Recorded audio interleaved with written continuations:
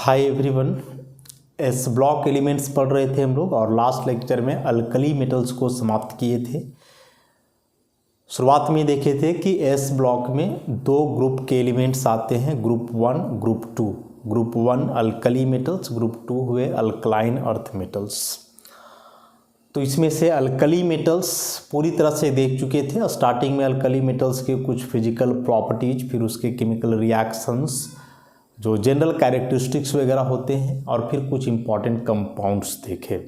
Last में usage वगैरह भी समझ में आया हम लोग को। तो अब इस यूनिट का जो सेकेंड पोर्शन है उसको हम लोग डील करेंगे। और सेकेंड पोर्शन मतलब group two elements. Group two elements, group two elements जिसको कि हम लोग अल्कलाइन अर्थ मेटल के नाम से जानते हैं। अल्कलाइन का मतलब हम लोग देख चुके हैं बेसिक नेचर का, और अर्थ लगा हुआ है क्योंकि मैक्सिमम ग्रुप टू एलिमेंट्स जो मेटेलिक नेचर के हैं वे अर्थ क्रस्ट में एग्जिस्ट करते हैं अपने मिनरल्स के फॉर्म में, इसीलिए। तो पीरियोडिक टेबल का ग्रुप टू में जो एलिमेंट्स हैं, कौन कौन से एलिमेंट हैं? एक है स्टार्टिंग में beryllium, Be, magnesium Mg, calcium Ca, strontium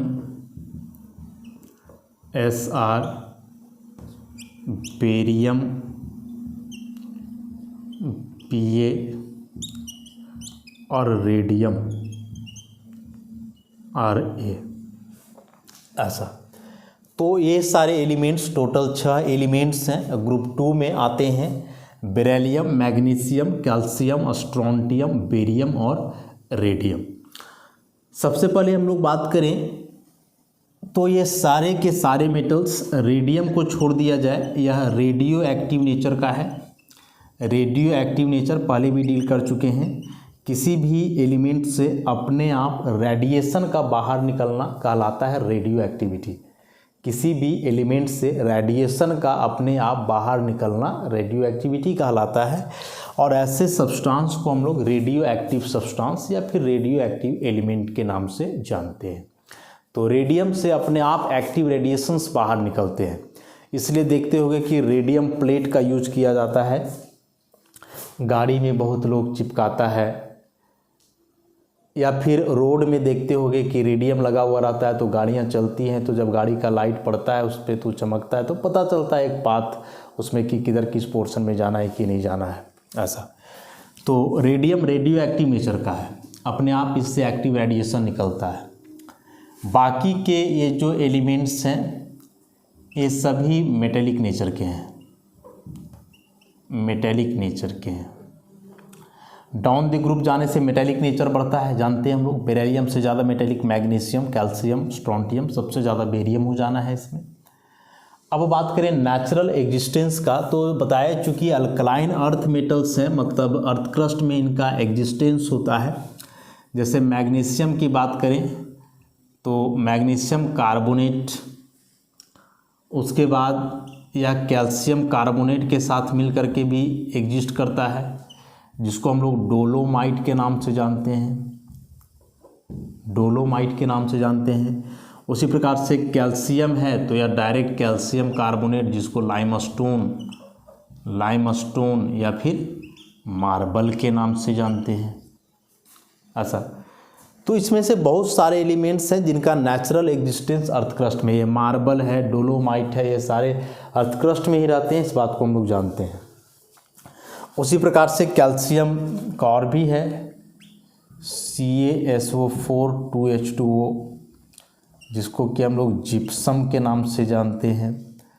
इसी में CaSO4 हाफ H2O रहता है, तो यह क्या कहलाता है? This is called plaster of Paris, this is called plaster of Paris. ऐसा वैसे ही स्ट्रोंटियम है तो स्ट्रोंटियम का स्ट्रोंटियम सल्फेट बनता है, जो सेलेस्टाइट नाम से जाना जाता है। उसी प्रकार से बेरियम का है तो बेरियम सल्फेट बनता है जो बेराइट के नाम से जाना जाता है, बेराइट के नाम से जाना जाता है ऐसे। तो ये जो सॉल्ट्स हैं, सेलेस्टाइट हो, बेराइट हो, जिप्सम है, मार्बल है, डोलोमाइट है, ये सभी मिनरल्स हैं इन अल्कलाइन अर्थ मेटल्स के जो अर्थ क्रस्ट में एग्जिस्ट करते हैं। दैट्स वाई नाम में लगा हुआ अल्कलाइन अर्थ मेटल। अल्कलाइन मतलब बेसिक नेचर के, इनका सॉल्यूशन जो है बेसिक नेचर का होगा। वाटर में डिजॉल्व करोगे तो एक बेस का फॉर्मेशन होगा। और अर्थ मेटल क्योंकि अर्थ क्रस्ट में जो है ये एग्जिस्ट करते हैं, इसलिए अल्कलाइन अर्थ मेटल। उसके बाद अब जनरल कैरेक्टरिस्टिक्स की बात करें यदि हम लोग इन एलिमेंट्स का, तो जनरल कैरेक्टरिस्टिक्स में क्या आता है? इलेक्ट्रॉनिक कन्फिग्रेशन है, एटॉमिक साइज है, ऐसा। तो यहाँ नेचुरल एग्जिस्टेंस समझ गए, नाम क्यों हुआ अल्कलाइन अर्थ मेटल्स, इस बात को भी समझ ही गए हम लोग। रेडियम का नेचर थोड़ा अलग हुआ, रेडियो एक्टिव नेचर, बाकी सारे मेटल्स हुए। और डाउन द ग्रुप जाने से मेटेलिक प्रॉपर्टी बढ़ता है, तो बेरिलियम से ज़्यादा मेटेलिक नेचर का मैग्नीशियम, कैल्शियम, स्ट्रोंटियम, लास्ट में बेरियम।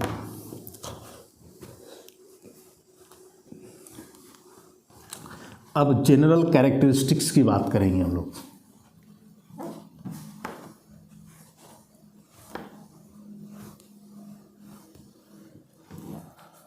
और जनरल कैरेक्टरिस्टिक्स में सबसे पहले इलेक्ट्रॉनिक कन्फिग्रेशन को डील किया जाता है। इलेक्ट्रॉनिक कन्फिग्रेशन,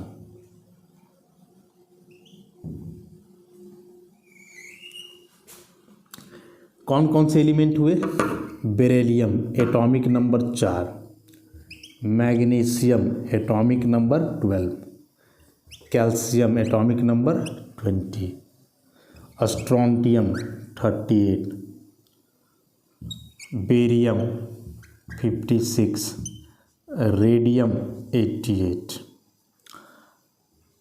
इसका कन्फिग्रेशन सबका नोबल गैस के आधार पे लिखा जाए तो हीलियम 2s2, इसका क्या हो जाएगा?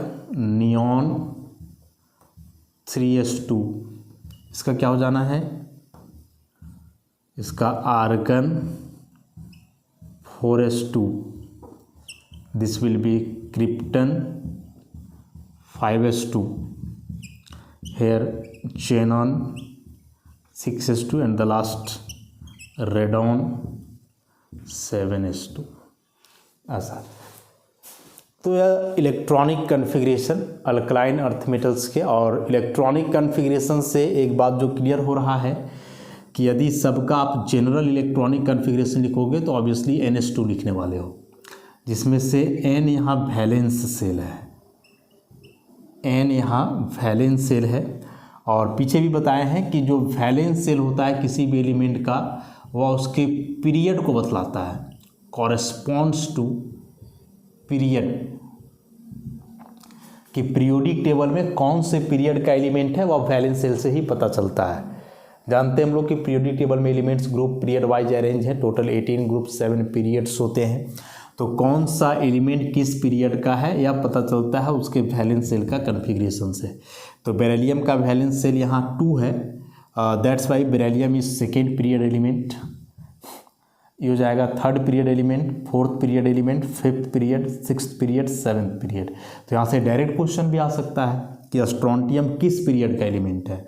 कन्फिग्रेशन लिखो, लास्ट में 5 आ रहा है, वैलेंस सेल इसका 5 है, इसलिए यह फिफ्थ पीरियड का जो है एलिमेंट हो जाएगा। तो इलेक्ट्रॉनिक कन्फिग्रेशन में या तो डायरेक्ट कन्फिग्रेशन पूछ डाले या फिर इनडायरेक्टली पूछेगा तो पीरियड के बारे में पूछेगा। तो एक ही बात है, पीरियड पूछेगा फिर भी इलेक्ट्रॉनिक कन्फिग्रेशन ही लिखना है। लास्ट में देख लोगे क्या आ रहा है वही उसका पीरियड हो जाएगा।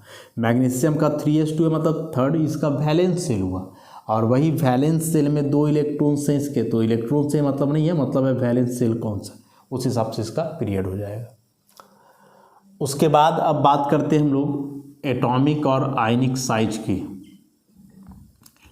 Atomic and ionic radii, atomic and ionic radii.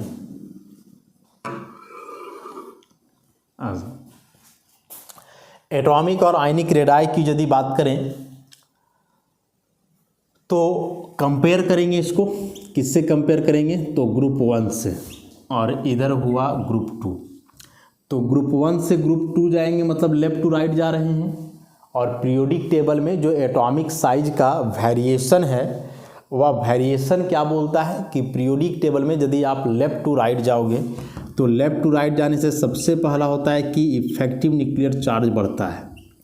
और यह इफेक्टिव न्यूक्लियर चार्ज होता क्या है, पढ़ चुके हैं हम लोग कि जैसे मान लो कि ऐसे कोई एटम है, 2 एटम्स ले लिया जाए, तो यहाँ न्यूक्लियस से जो चार्ज निकलता है प्रोटॉन के चलते, जो न्यूक्लियर चार्ज कहलाता है, तो वह nuclear charge valence shell electron के पास कितना पहुँच रहा है, वैलेंस सेल इलेक्ट्रॉन के पास कितना पहुँच रहा है, उसको हम लोग बोलते हैं इफेक्टिव न्यूक्लियर चार्ज। और यहाँ जो वैलेंस सेल इलेक्ट्रॉन के पास चार्ज पहुँचता है वह हमेशा टोटल प्रोटॉन के चार्ज से कम ही होता है, इस बात को हम लोग जानते हैं। तो the nuclear charge experienced by the valence shell electron of an atom is called its effective nuclear charge. तो यदि आप सोचो कि यहाँ जो वैलेंस सेल में इलेक्ट्रॉन्स हैं इसके पास चार्ज यहाँ एक बार कम पहुँच रहा है, एक बार यहाँ ज़्यादा चार्ज पहुँच रहा है, ऐसे यहाँ थोड़ा कम आ रहा है। तो ऑब्वियसली यदि वैलेंस सेल इलेक्ट्रॉन के पास ज़्यादा चार्ज पहुंच रहा है तो इसका मतलब हुआ कि यह इलेक्ट्रॉन न्यूक्लियस की तरफ अट्रैक्ट ज़्यादा होगा, क्योंकि न्यूक्लियर चार्ज होता है पॉजिटिव नेचर का, यहाँ है इलेक्ट्रॉन जिस पर है माइनस चार्ज। तो जितना ज़्यादा चार्ज इस इलेक्ट्रॉन के पास आएगा या इलेक्ट्रॉन न्यूक्लियस की तरफ उतना ही स्ट्रांगली अट्रैक्ट होगा। समझ रहे हो बात को। तो लेफ्ट टू राइट जाने से इफेक्टिव न्यूक्लियर चार्ज बढ़ता है। कैसे, ही सब एक्सप्लेनेशन हम लोग ऑलरेडी पहले से देख चुके हैं, तो उतना डील नहीं किया जाएगा। बस याद रखोगे कि लेफ्ट टू राइट जाते हैं पीरियोडिक टेबल में तो इफेक्टिव न्यूक्लियर चार्ज बढ़ता है, और यदि इफेक्टिव न्यूक्लियर चार्ज बढ़ रहा है तो जो साइज है वह डिक्रीज कर जाएगा, एटॉमिक साइज डिक्रीजेज, घट जाएगा साइज आसानी से। इसका मतलब हुआ कि ग्रुप 1 एलिमेंट के तुलना में जो ग्रुप 2 के एलिमेंट्स हैं इनका साइज छोटा होता है। ग्रुप 1 के तुलना में ग्रुप 2 का साइज छोटा, जैसे कंपेयर करोगे तो यहाँ उसमें क्या था, लिथियम था, इसमें सोडियम, फिर यहाँ पोटासियम, ऐसे। तो लिथियम से छोटा बेरिलियम, सोडियम से छोटा मैग्नीशियम, पोटासियम से छोटा कैल्शियम, ऐसे करके जो कॉरेस्पॉन्डिंग पीरियड के एलिमेंट्स हैं उनके साइज को हम लोग एक साथ कंपेयर करते हैं। तो यहाँ से फिर क्लियर हो जाना है कि एक पर्टिकुलर पीरियड में अल्कली मेटल से छोटा साइज होगा अल्कलाइन अर्थ मेटल का। क्यों? क्योंकि इफेक्टिव न्यूक्लियर चार्ज ज़्यादा होगा उसका, इसीलिए। उसके बाद वेरिएशन हम लोग डाउन दी ग्रुप भी देखते हैं। तो डाउन दी ग्रुप जाने से साइज बढ़ता है, क्योंकि नंबर ऑफ सेल इंक्रीज करता है, नहीं नंबर ऑफ सेल बढ़ता है, और जब नंबर ऑफ सेल बढ़ेगा भाई तो साइज भी बढ़ेगा। देख रहे हो यहाँ बेरिलियम में 2 सेल है, तो बेरिलियम के लिए आप साइज ड्रॉ करोगे तो कुछ ऐसा दिखाओगे, 2 सेल। फिर मैग्नीशियम में 3 सेल हो गया, तो 3 सेल 1 सेल तो अपने आप बढ़ जा रहा है, तो इसका मतलब साइज देखो ऑटोमेटिकली बड़ा हो गया। इसमें अब 4 है तो फिर 4 सेल बनाओगे, 1 2 3 और 1 4, तो देखो साइज इससे भी देख रहे हो साइज इंक्रीज कर रहा है, ऐसे। तो डाउन दी ग्रुप जाने से क्या होता है, नंबर ऑफ सेल बढ़ता है, और नंबर ऑफ सेल बढ़ने के चलते जो है साइज भी बढ़ जाता है, साइज भी वहाँ से जो है इंक्रीज कर जाता है। उसके बाद हम लोग बात करें आयनिक साइज की, तो देखो जितने भी अल्कलाइन अर्थ मेटल्स हैं सबके वैलेंस सेल में जो है 2 इलेक्ट्रॉन है, और यदि वैलेंस सेल में 2 इलेक्ट्रॉन है तो ये दोनों इलेक्ट्रॉन्स लूज करके ये डाइवेलेंट केटायन का फॉर्मेशन करेंगे। M मान लिया जाए यहाँ कि कोई अल्कलाइन अर्थ मेटल है तो इसका कन्फिग्रेशन है NH2। तो जब वैलेंस का 2 इलेक्ट्रॉन लूज कर देगा, तो जब 2 इलेक्ट्रॉन लूज कर देगा तो M2+ बन जाएगा। This is divalent cation, divalent cation, ऐसा। अब हम लोग एक बात जो जानते हैं कि यदि एटम पे कोई चार्ज नहीं है तो प्रोटॉन इलेक्ट्रॉन का संख्या होता है इक्वल, लेकिन यदि पॉजिटिव चार्ज आ जाए तो प्रोटॉन का संख्या फिर इलेक्ट्रॉन से बढ़ जाता है, या यूँ बोले कि इलेक्ट्रॉन का संख्या प्रोटॉन से कम हो जाता है। जब प्रोटॉन इलेक्ट्रॉन का संख्या सेम हो तो इस केस में पर इलेक्ट्रॉन समझ लें हम लोग कि 1 यूनिट न्यूक्लियर चार्ज एक्सपीरियंस करेगा, ऐसा मान लें। अब जब यहाँ इलेक्ट्रॉन कम हो गया, इसको आप ऐसे समझो ना कि जैसे मान लो आपके पास 5 सेब है, मान लेते हैं 5 एप्पल्स हैं आपके पास, और इसको 5 लोगों में डिस्ट्रीब्यूट करना है 5 में, तो प्रत्येक आदमी को एक मिलेगा।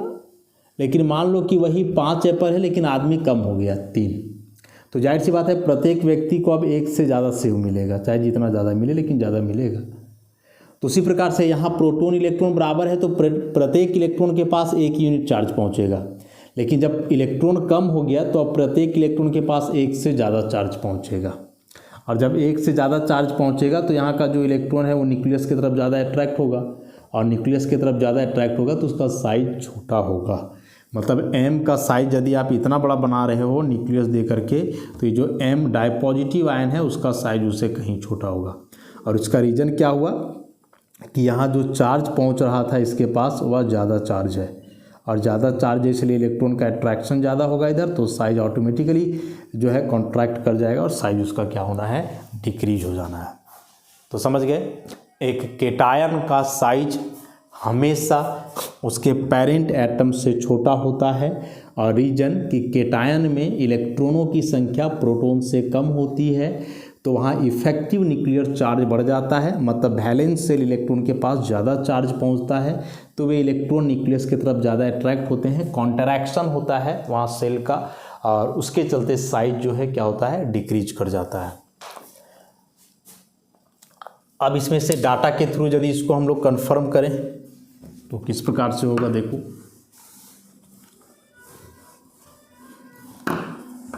डाटा के थ्रू लेकर के चलें इसको।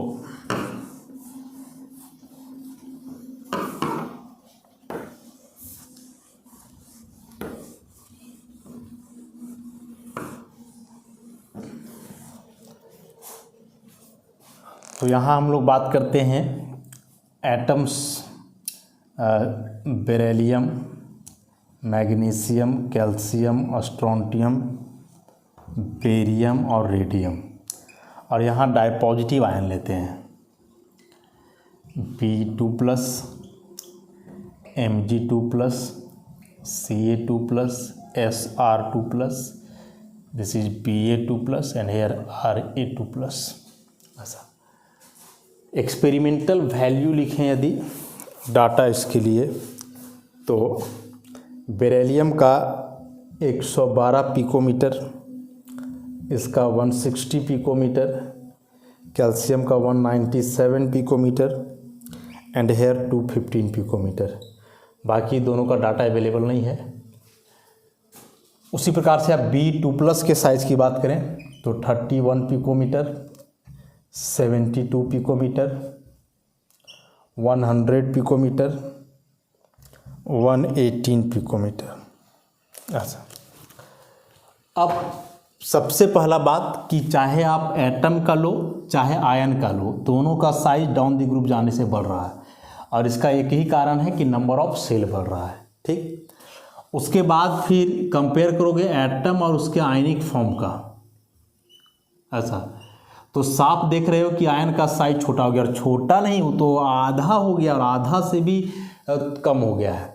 कहाँ 112 पिकोमीटर है, और ज़रा यहाँ देख लो 31 है, इसका 160 है, 72। साइज जो अचानक से घट गया उसका कारण हम बता दिए। मैग्नीशियम का एटॉमिक नंबर है 12, कन्फिग्रेशन लिखोगे तो 2 8 और 2।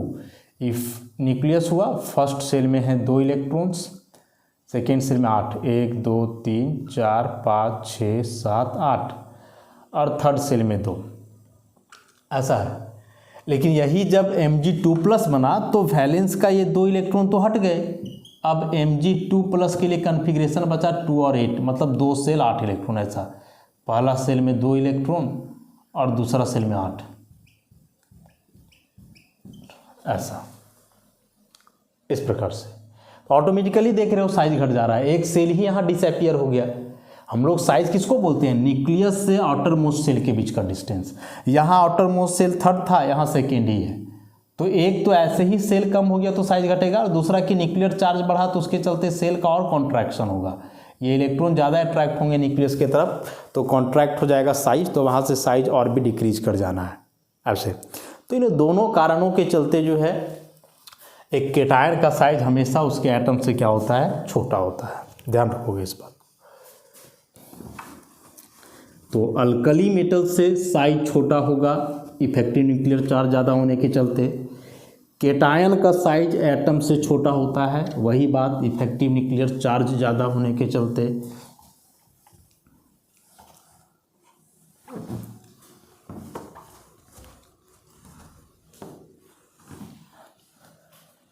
अब इसमें जो एक इम्पॉर्टेंट प्रॉपर्टी है अब, और उसको भी देख लिया जाए, ionisation energy. Ionisation energy IE क्या होता है? आयोनाइजेशन एनर्जी को पहले भी डील कर चुके हम लोग कि कोई आइसोलेटेड गैसियस एटम है, आइसोलेटेड गैसियस एटम, आइसोलेटेड मतलब एक सिंगल एटम है, गैसियस फॉर्म में है, और मान लो कि यह इसका वैलेंस सेल है। वैलेंस सेल में कई इलेक्ट्रॉन्स हो सकते हैं, मान लें भैया यहाँ एक इलेक्ट्रॉन है। इलेक्ट्रॉन है तो ऑब्वियसली न्यूक्लियस की तरफ अट्रैक्ट होगा, इलेक्ट्रोस्टैटिक फोर्स ऑफ अट्रैक्शन से जुड़ा रहेगा।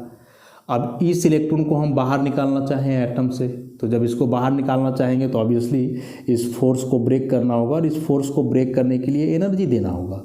तो यह जो एनर्जी सप्लाई कर रहे हैं, जिसके थ्रू यह इलेक्ट्रोस्टैटिक फोर्स कट आउट होकर के इलेक्ट्रॉन बाहर निकल रहा है, that energy is known as ionisation energy. So the minimum amount of energy needed to eject और remove an electron from the outermost shell of an isolated gaseous atom is known as its ionization energy। अब यह ionisation energy depend करता है क्या क्या चीज़ पे? तो सबसे पहला इफेक्टिव न्यूक्लियर चार्ज पे। यहाँ जितना ज़्यादा चार्ज पहुँचेगा वह इलेक्ट्रॉन न्यूक्लियस की तरफ उतना ही स्ट्रांगली अट्रैक्ट होगा, तो उसको वहाँ से निकालना उतना ही मुश्किल होगा। समझ गए क्या बोले? कि यह जो इलेक्ट्रॉन है वैलेंस का, यहाँ यदि ज़्यादा चार्ज पहुँचेगा तो यह न्यूक्लियस की तरफ ज़्यादा अट्रैक्ट होगा, तो इसको निकालना उतना ही मुश्किल होगा। तो उस केस में आयोनाइजेशन एनर्जी हाई होगा, मतलब ionisation energy directly proportional to effective nuclear charge. अब जब न्यूक्लियर इफेक्टिव न्यूक्लियर चार्ज ज़्यादा होगा तो साइज कम होगा, तो ionisation energy is inversely proportional to size, and ionisation energy is directly proportional to electronic arrangement, electronic configuration. Electronic configuration जितना stable होगा, आयोनाइजेशन एनर्जी उसका उतना ही क्या होता है, ज़्यादा होता है। तो अब हम लोग बात करें यदि अल्कलाइन अर्थ मेटल्स की, तो कन्फिग्रेशन भाई उसका है NH2 ऐसा, और इसके पहले है नोबल गैस ग्रुप 18 के एलिमेंट्स इस प्रकार से। तो अभी देखोगे तो नोबल गैस तो इधर है ही। अब वैलेंस का S में जो 2 इलेक्ट्रॉन हैं, तो ये 2 इलेक्ट्रॉन हालांकि उतना स्टेबलाइज्ड तो नहीं है यहाँ, और उसका रीज़न क्या हुआ? और उसका रीज़न हुआ कि S का साइज छोटा है, तो एक छोटा ऑर्बिटल में 2 इलेक्ट्रॉन है, तो इंटर इलेक्ट्रॉनिक रिपल्सन एक्सपीरियंस करेगा, तो उसके चलते साइज थोड़ा बहुत वहाँ दिक्कत होता है। लेकिन यदि हम लोग कंपेयर करें ग्रुप 1 से, तो ग्रुप 1 में NS1 था, यहाँ NS2 है, मतलब यहाँ ऐसा S में 1 इलेक्ट्रॉन और यहाँ S में है 2 इलेक्ट्रॉन्स इस प्रकार से। इसके पहले यहाँ भी नोबल गैस है और यहाँ भी नोबल गैस है। अब यहाँ एक ही इलेक्ट्रॉन है, तो यदि यह 1 इलेक्ट्रॉन आसानी से लूज कर देता है तो इसके पास केवल नोबल गैस बचेगा, जो कि स्टेबल कन्फिग्रेशन है। लेकिन यहाँ यदि यह 1 इलेक्ट्रॉन लूज करता है तो इसका नोबल गैस का कन्फिग्रेशन ही बचेगा। इवन जो इसका एक स्टेबलाइज्ड कन्फिग्रेशन था वो भी थोड़ा यहाँ से गड़बड़ जाएगा। समझ रहे हो बात को? तो इस आधार पे यदि देखोगे तो इलेक्ट्रॉन लूज करने का टेंडेंसी ज़्यादा किसका होगा, इस अल्कली मेटल का होगा या फिर अल्कलाइन अर्थ का होगा? तो ऑब्वियसली अल्कली मेटल के इलेक्ट्रॉन लूज करने का टेंडेंसी अधिक होगा। और अल्कली मेटल के इलेक्ट्रॉन लूज करने का टेंडेंसी अधिक क्यों होगा? क्योंकि इसके पास वैलेंस में एक इलेक्ट्रॉन है, तो after losing one electron they acquire the noble gas electronic configuration, मतलब स्टेबल कन्फिग्रेशन। जबकि यहाँ यह एक इलेक्ट्रॉन लूज करता है तो यह नोबल गैस का कन्फिग्रेशन अचीव नहीं करेगा, तो उसको कोई फ़ायदा नहीं है। तो एक तो ये कन्फिग्रेशन के आधार पर एक्सप्लेन किए। दूसरा कि जब लेफ्ट टू राइट जाते हैं तो इफेक्टिव न्यूक्लियर चार्ज बढ़ता भी तो है, तो इसका मतलब कि इसका ही जो एस वाला इलेक्ट्रॉन है वह न्यूक्लियस के तरफ ज़्यादा अट्रैक्ट है, और यहाँ जो यह इलेक्ट्रॉन है वह न्यूक्लियस की तरफ कम अट्रैक्ट है। तो फिर से कि यदि यह इलेक्ट्रॉन न्यूक्लियस की तरफ ज़्यादा अट्रैक्टेड है तो इसको निकालने में ज़्यादा एनर्जी लगेगा। समझ रहे बात को? तो अल्कली मेटल और अल्कलाइन अर्थ मेटल में यदि आप कंपेयर करोगे तो अल्कलाइन अर्थ मेटल का आयोनाइजेशन एनर्जी ज़्यादा है किससे? अल्कली मेटल से। अब आयोनाइजेशन एनर्जी में भी 2-3 फैक्ट होता है, first ionisation energy, second ionisation energy, तो सबको थोड़ा बारी बारी से हम लोग डील करते हैं। हालांकि इसको पीछे अल्कली मेटल में भी डील किया गया है। तो सबसे पहले यहाँ मान लिया जाए कि M कोई अल्कली मेटल है, कन्फिग्रेशन NS1 है, ठीक। इसके पहले यहाँ नोबल गैस होता है, तो M+ एक इलेक्ट्रॉन है, लूज कर देगा, तो अब यहाँ नोबल गैस का कन्फिग्रेशन बचेगा ग्रुप 18 एलिमेंट। यहाँ जो एनर्जी लगा आयोनाइजेशन एनर्जी 1।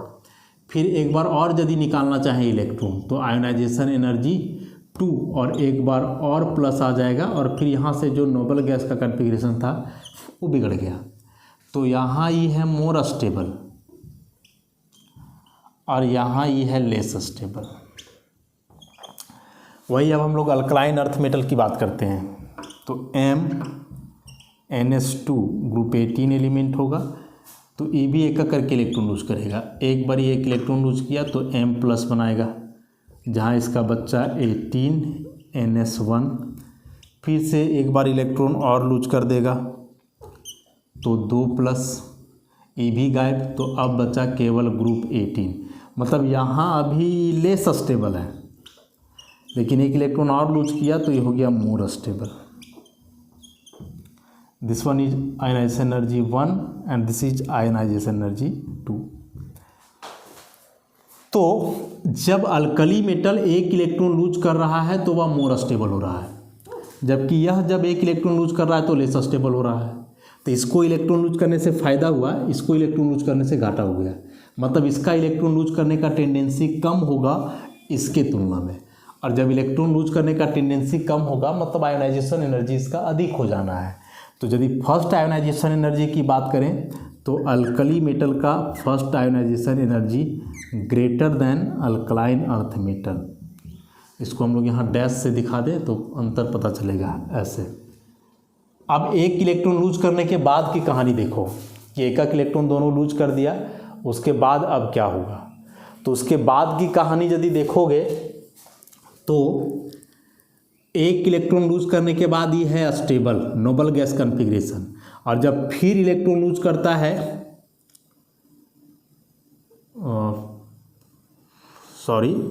यहाँ ये स्टेबल हो रहा है, ये लेस स्टेबल है, तो इलेक्ट्रॉन नहीं लूज करना चाहेगा, तो ऐसे होगा, इसका ज़्यादा होगा फर्स्ट आयोनाइजेशन एनर्जी।